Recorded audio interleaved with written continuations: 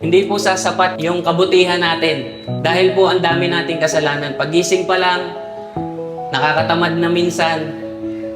Magdasal, pagkagising pa lang, cellphone agad. Ang sarap mag-Facebook agad.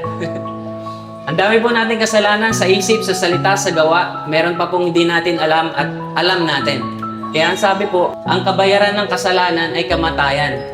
Ang kabayaran po is yung sweldo or yung katapat ng ginawa mong trabaho. Example, nagtrabaho ka ng 8 oras, dapat ang sweldo mo pang 8 oras kung ano po yung nasa kontrata. Ibig sabihin, deserve mo po yun.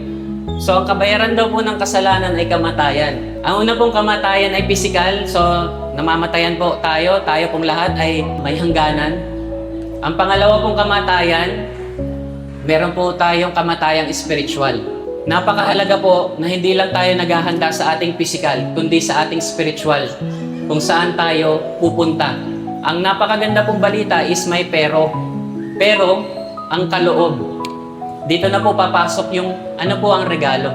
Kung ang kabayaran po ay deserve mo, ang regalo po ay hindi tayo karapat-dapat sa regalo. Maliban na lang po ngayon, nag-iiba po ang meaning ng regalo. Pag sinabing regalo, kailangan mo munang magtrabaho.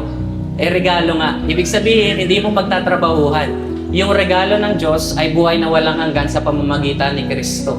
Kristo Jesus. Sabi po, walang iba na makakapunta sa Ama kundi sa Panginoong Jesus lamang dahil siya ang buhay, daan at katotohanan. Hindi po sinabi si Jesus ay isa sa mga daan. Ang sabi po ay siya po yung daan. Siya lamang. Siya lang po yung daan. So napakahalaga po na malaman natin kahit anong gawin natin, hindi natin maililigtas ang sarili natin. Kahit sino po, hindi ko maililigtas. Pero ang salita po ng Diyos, ang Panginoong Jesus lamang ang tagapagligtas natin.